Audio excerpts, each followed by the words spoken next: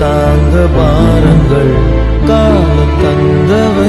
Hello sweeties, welcome to today இந்த மாதிரி ஒரு சூப்பரான எடிட்டை இன்ஷாட்டில் எப்படி எடிட் பண்ணுறதுன்னு தான் பார்க்க போகிறோம். தயவு செஞ்சு ஸ்கிப் பண்ணாமல் பாருங்கள். நானும் நிறைய வீடியோவில் சொல்லிவிட்டு ஸ்கிப் பண்ணிவிட்டு ஏதாவது ஸ்டெப் புரியலன்னு கேட்காதீங்க. ஃபர்ஸ்ட் வந்து பாருங்கள், ஃபோட்டோ செலக்ட் பண்ணிக்கோங்க. இன்ஷாட்டில் ஃபோட்டோவில் தான் ஃபர்ஸ்ட் நம்ம எடிட் பண்ண போகிறோம். இந்த எடிட்டுக்கு கண்டிப்பாக பொறுமை முக்கியம். அதே மாதிரி இதுக்கு தேவையான மெட்டீரியல்ஸ் எல்லாம் மெட்டீரியல் லிங்க்குன்னு கீழே டிஸ்கிரிப்ஷனில் கொடுத்துருங்க, போய்ட்டு டவுன்லோட் பண்ணிக்கோங்க. அது எப்படி டவுன்லோட் பண்ணுறதுன்னா அதுக்கு மேலேயே லிங்க் இருக்கும், அதையும் பார்த்துக்கோங்க. ஸோ இப்போ பாருங்கள், ஃபோட்டோ செலக்ட் பண்ணிவிட்டு நியூ கொடுத்துட்டு நம்ம இமேஜ் வந்துட்டு ஃபர்ஸ்ட் வந்து நான் இந்த ப்ளூ கலர் வந்துட்டு ஒரு இமேஜ் வச்சுருக்கேன் பாருங்கள். இந்த இமேஜ் செலக்ட் பண்ணிக்கோங்க. இதை நான் கொடுத்துருப்பேன். கேன்வாஸ் போய்ட்டு 16:9 ரேஷியோ வச்சுட்டு இதில் ரொட்டேட் போய்ட்டு இந்த மாதிரி ரொட்டேட் பண்ணிக்கோங்க. ஓகேவா? ரொட்டேட் பண்ணிவிட்டு ஜூம் இருக்கா, ஜூம் பண்ணிக்கோங்க ஃபுல் ஸ்க்ரீன் வர மாதிரி. இப்போ செலக்ட் பண்ணிவிட்டு பிப் ஆப்ஷன் போய்ட்டு நீங்கள் எந்த இமேஜ் செலக்ட் பண்ண போகிறீங்களோ அந்த இமேஜை செலக்ட் பண்ணிக்கோங்க. இனி நம்ம மாஸ்க் ஆப்ஷன் தான் யூஸ் பண்ண போகிறோம் இதில். ஸோ ஆல்ரெடி நிறைய வீடியோஸில் நான் யூஸ் பண்ணியிருப்பேன். ஸோ மாஸ்க்கு செலக்ட் பண்ணிவிட்டு அதில் வந்து சர்க்கிள், அதுக்கப்புறம் நான் இழுக்கிறேன் பாருங்கள். அந்த மாதிரி அந்த டிரான்ஸ்பரன்சி லெவல் ஒரு அந்த சர்க்கிளை வந்து இழுத்துக்கோங்க இந்த மாதிரி. அதுக்கப்புறம் சர்க்கிள் இந்த மாதிரி ஜூம் இன் பண்ணுங்கள். ஜூம் இன் பண்ணிவிட்டு கரெக்டாக உங்களுக்கு எந்த பிளேஸ் வந்து கரெக்டாக ஜூம் இன் ஆகணுமோ அந்த இடத்துல சர்க்கிள் ப்ளேஸ் பண்ணிவிட்டு இமேஜ் நான் கொஞ்சம் ஜூம் பண்ணிக்கிறேன். நீங்கள் வந்து மாஸ்கில் வந்து செலக்ட் பண்ணதுக்கப்புறம் இமேஜை தனியாக ஜூம் பண்ணிக்கோங்க. ஓகேவா? இப்போ இந்த இமேஜ் நம்ம சேவ் பண்ணிக்கலாம். ஸோ சேம் டைப்பில் இப்போ நான் மறுபடியும் செலக்ட் பண்ணிவிட்டு சேம் ப்ரொசீஜர் கேன்வாஸ் சேஞ்ச் பண்ணிவிட்டு ரொட்டேட் மட்டும் பாருங்கள். நான் ஆப்போசிட் சைடில் ரொட்டேட் பண்ணிக்கிறேன். இதுக்கப்புறம் ஜூம் பண்ணிக்கிறேன். இதுக்கப்புறம் மாஸ்கில் வந்து சேம், ஆனால் அந்த சர்க்கிள் வந்து ஒயிட் கலர் சர்க்கிள் எங்கே இருக்கோ நம்ம அங்கே கொண்டு போய் இமேஜை ப்ளேஸ் பண்ண போகிறோம். இப்போ பாருங்கள் சர்க்கிள், அதுக்கப்புறம் நான் அந்த டிரான்ஸ்பரன்சி லெவல் இன்க்ரீஸ் பண்ணிவிட்டு சர்க்கிளை ஜூம் இன் பண்ணிக்கிறேன். ஜூம் இன் பண்ணி எந்த இடத்துல வேணுமோ அந்த இடத்துல ப்ளேஸ் பண்ணிவிட்டு இப்போ வந்து எனக்கு கரெக்டாக செட் ஆகிடுச்சு. மேலே கீழே எங்கேயுமே இந்த ஃபோட்டோட ஸ்கொயர் ஷேப் வந்து தெரியக்கூடாது, அந்த மாதிரி செட் பண்ணிக்கோங்க. இதை வந்து செலக்ட் பண்ணதுக்கப்புறம் நீங்கள் வந்து இமேஜை வந்து உங்களுக்கு வேணுங்கிற அளவுக்கு ஜூம் பண்ணிக்கோங்க. ஓகேவா? இப்போ பாருங்கள், எனக்கு இந்த இடம் வந்து கரெக்டாக செட் ஆகிடுச்சு. அதனால இந்த இடத்துல வந்துட்டு நான் வந்து டிக் கொடுத்துக்கிறேன். டிக் கொடுத்துட்டு இமேஜை வந்துட்டு சைஸ் இன்க்ரீஸ் பண்ணுறேன் லைட்டாக. ஓகேவா? கரெக்டாக இந்த ஒயிட் சர்க்கிள் வர இடத்துல ப்ளேஸ் பண்ணிக்கோங்க.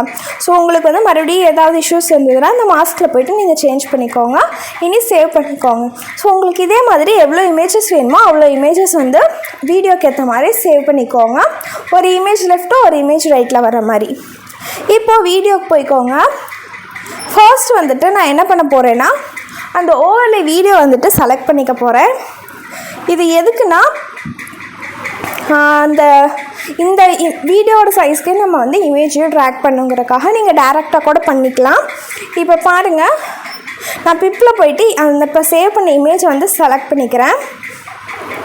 இப்போ செலக்ட் பண்ணதுக்கப்புறம் நான் வந்துட்டு அந்த வீடியோ சைஸ்க்கு அதை இன்க்ரீஸ் பண்ணிட்டேன். இதுக்கப்புறம் பிளாங்க் வந்து ப்ளஸ் சிம்பிள் கொடுத்து பிளாங்க்கு செலக்ட் பண்ணிக்கோங்க.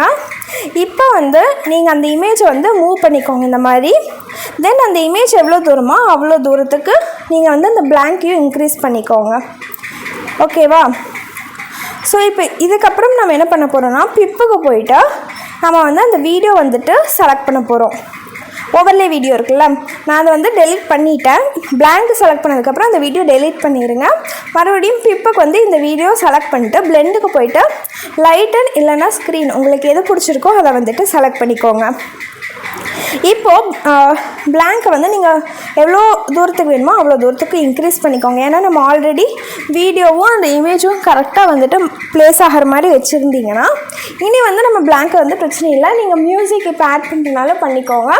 நீங்கள் சாங் அண்ட் வீடியோ வந்துட்டு லிரிக்ஸ்க்கு ஏற்ற மாதிரி செட் பண்ணி வைக்கிறனாலும் வைங்க. உங்களுக்கு வீடியோ வந்துட்டு அந்த ஓவர்லே வீடியோ வந்து கரெக்டாக அந்த டைம்குள்ளே செட் ஆகலைன்னா நம்ம நிறைய வீடியோவில் சொல்லியிருப்போம், ஸ்பீடை வந்து நீங்கள் இன்க்ரீஸ் பண்ணிங்கன்னா வீடியோ லென்த்து குறையும். அதே மாதிரி ஸ்பீடை வந்து டிக்ரீஸ் பண்ணிங்கன்னா வீடியோ லென்த் வந்து இன்க்ரீஸ் ஆகும். ஸோ நீங்கள் அதை ட்ரை பண்ணி கூட பண்ணிக்கோங்க. இப்போது நான் ஃபோட்டோ அண்ட் வீடியோ ரெண்டையுமே டூப்ளிகேட் பண்ணிக்கிறேன். ஸோ நான் ரெண்டுமே 5 டைம்ஸ் பண்ணிக்கிறேன். இப்போ பண்ணினதுக்கப்புறம் இமேஜ் எல்லாம் ரீப்ளேஸ் கொடுத்துக்கோங்க. நீங்கள் வந்து எடிட் பண்ணுறப்போ ஒரு சைடு லெஃப்ட்டோ ஒரு சைடு ரைட்டோ நீங்கள் எடிட் பண்ணியிருப்பீங்க.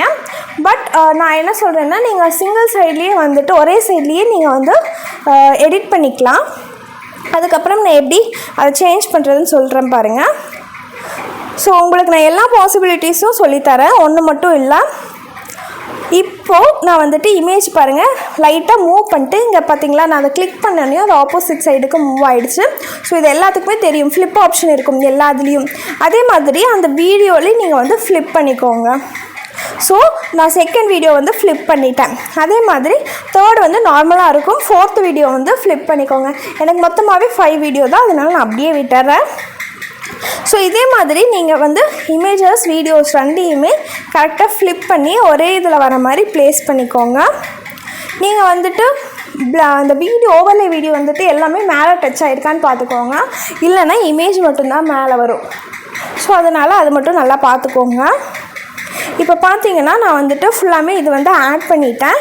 ஆட் பண்ணதுக்கப்புறம் நான் ஒரு பிப் வீடியோ மட்டும் ஆட் பண்ண போகிறேன்.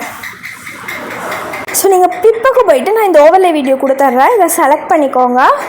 ஃபுல் ஸ்க்ரீன் கொண்டு வந்துட்டு ஸ்க்ரீன் பிளெண்டுக்கு போயிட்டு ஸ்க்ரீன் கொடுத்துக்கோங்க, அவ்வளோதான். ஓகேவா? அதுக்கப்புறம் நீங்கள் அப்படியே விட்டாலும் சரி, இல்லைன்னா பிளெண்டு இந்த ஓவர்லே வீடியோ இருக்குல்ல, அந்த ஸ்ப்ளாஷ், ஸோ அதை செலக்ட் பண்ணிங்கன்னா அதுக்கு கீழே இந்த இமேஜ் போயிடும். ஸோ அந்த வீடியோ வந்துட்டு கரெக்டாக வந்து ஒரு ஃபுல் டைமிங் வராது, அதனால் வேணும்னா நீங்கள் டூப்ளிகேட் பண்ணி ரிமைனிங் இருக்கிறத க்ராப் பண்ணிக்கோங்க. அதே மாதிரி அந்த வீடியோவில் வந்து வால்யூம் இருக்கும், அதை வந்து ஃபுல்லாக குறைச்சிக்கோங்க. இப்போ ஸ்டிக்கர் இதில் வந்து நான் வந்துட்டு அந்த காக்கா பறக்குதில்ல, அந்த ஜிஃப் இமேஜை நான் கொடுத்துருப்பேன். ஜிஃப் இமேஜுங்காட்டி ஸ்டிக்கரில் போய் செலக்ட் பண்ணிக்கோங்க. தென் இந்த மாதிரி சைஸை வந்து கொண்டு போய் வச்சுட்டு நான் வைக்கிற மாதிரி கொண்டு போய் வச்சுக்கோங்க.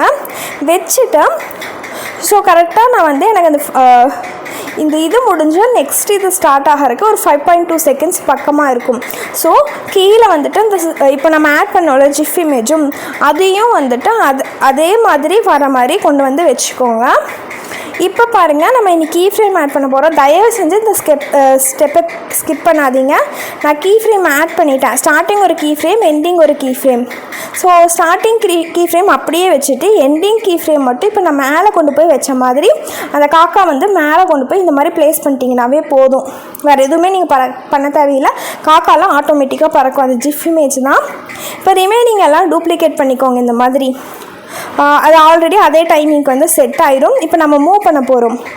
இப்போ பாருங்கள், செகண்ட் வீடியோக்கு வந்துட்டு நான் இந்த மாதிரி வந்து ஃபஸ்ட்டு கீ ஃப்ரேமில் செலக்ட் பண்ணி இப்போ இந்த பக்கம் வந்து இப்படி மேலே பார்த்து பறக்கிற மாதிரி நான் வந்து பொசிஷனை சேஞ்ச் பண்ணிக்கிறேன். மறக்காமல் ஃப்ளிப் பண்ணிக்கோங்க. தென் அதே மாதிரி எண்டிங் கீ ஃப்ரேமும் வந்துட்டு நீங்கள் கரெக்டாக அங்கே மேலே போய் செட் ஆகிற மாதிரி பார்த்துக்கோங்க. அதை நீங்கள் சேஞ்ச் பண்ணணும். இப்போ பார்த்தீங்கன்னா மேலே பறந்துட்டு போகுது, நம்ம காக்கா பறக்க ஆரம்பிச்சிருச்சு, அவ்வளோதான். ஸோ இதே மாதிரி ஸ்டெப் தான் நீங்கள் வந்து ஃபோர்த்து வீடியோலும் ஃபோர்த்து காக்காவுக்கும் பண்ணணும். ஏன்னா செகண்டு ஃபோர்த்து அந்த மாதிரி தான் வரும். ஏன்னா நம்ம ஃப்ளிப் பண்ணி தானே பண்ணணும், அதனால் நீங்கள் ஃப்ளிப் பண்ணி கீ ஃப்ரேம் ஆட் பண்ணுற மாதிரி இருக்கும், கீ ஃப்ரேம் சேஞ்ச் பண்ணுற மாதிரி இருக்கும். ஏன்னா நம்ம டூப்ளிகேட் பண்ணங்காட்டி கீ ஃப்ரேம் அப்படியே தான் இருக்கும். நீங்கள் வந்து அந்த கீ ஃப்ரேமோட பொசிஷன் மட்டும் சேஞ்ச் பண்ணிக்கோங்க. இப்போ ஆடியோ, இப்போ மியூசிக் வந்துட்டு மை மியூசிக் போனீங்கன்னா உங்கள் மொபைலில் இருக்க சாங்ஸ் எல்லாம் காட்டும். நான் வந்துட்டு டைரெக்டாக வந்து வீடியோலேருந்து எக்ஸ்ட்ராக்ட் பண்ணிவிட்டேன். ஒரு வீடியோ செலக்ட் பண்ணிங்கன்னா அந்த வீடியோவில் இருக்கிற சாங் உங்களுக்கு டைரெக்டாக கிடச்சிரும், அவ்வளோதான். அதை எக்ஸ்ட்ராக்ட் பண்ணுறது. இப்போ பார்த்தீங்கன்னா எனக்கு சாங் எல்லாம் கிடச்சிருச்சு. இனி நான் வந்துட்டு லிரிக்ஸ் மட்டும் ஆட் பண்ண போகிறேன். லிரிக்ஸ் ஆட் பண்ணுறது நான் வந்து தனியாக போடலை, ஏன்னா இது ஆல்ரெடி ரொம்ப பெரிய வீடியோ அண்ட் இது நான் நிறையா டைம் வந்து உங்களுக்கு நான் சொல்லி கொடுத்துட்டேன். அதனால் நான் எப்படி ஆட் பண்ணிக்கிறேன்னு மட்டும் சொல்கிறேன் பாருங்கள். இப்போ பார்த்தீங்கன்னா நான் வந்து லிரிக்ஸ் வந்துட்டு 2 டைப்பில் ஆட் பண்ணியிருப்பேன். அதனோட ஃபாண்ட், அனிமேஷன் எல்லாமே நான் உங்களுக்கு காட்டுறேன் பாருங்கள். ஸோ இதுதான் அனிமேஷன். ஸோ அந்த கர்சிவில் இருக்கிறதுக்கு நான் அவுட் அனிமேஷன் மட்டும் சேஞ்ச் பண்ணியிருக்கேன், வேறு எதுவுமே இல்லை. ஸோ இதே மாதிரி தான் நீங்கள் லிரிக்ஸ் எல்லாம் சேஞ்ச் பண்ணோம். ஸோ ஃபாண்ட்டு, ஸோ இது எல்லாமே நான் வந்து மெட்டீரியல் லிங்க்கில் நான் கொடுத்துட்றேன், ஓகேவா? ஸோ உங்களுக்கு வேறு ஏதாவது டவுட்ஸ் இருந்ததுன்னா கீழே கமெண்ட்டில் கேளுங்க. நான் வந்து இன்னும் லிரிக்ஸ் எல்லாம் வந்துட்டு எப்படி போடுறதுன்னு பார்த்தா இன்னும் 2 நிமிஷத்துக்கு இழுத்துட்டு போகும். ஆல்ரெடி இது நிறைய பேர் நிறைய வீடியோவில் சொல்லிட்டேன், அதனால தான் நான் போடலை. அவ்வளோதாங்க. உங்களுக்கு இந்த வீடியோ பிடிச்சிருக்குன்னு நினைக்கிறேன். வேறு ஏதாவது டவுட்ஸ் இருந்ததுன்னா கீழே கமெண்ட் பண்ணுங்கள். மெட்டீரியல்ஸ் எல்லாமே மெட்டீரியல் லிங்க்கில் கீழே டிஸ்கிரிப்ஷனில் இருக்கும், மறந்துடாதீங்க.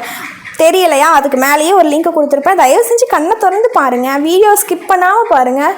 அப்படி நீங்கள் பண்ணிங்கனாவே உங்களுக்கு எல்லாமே புரிஞ்சிடும். ஸோ அவ்வளோதாங்க, அடுத்த வீடியோவில் பார்க்கலாம். பாய்.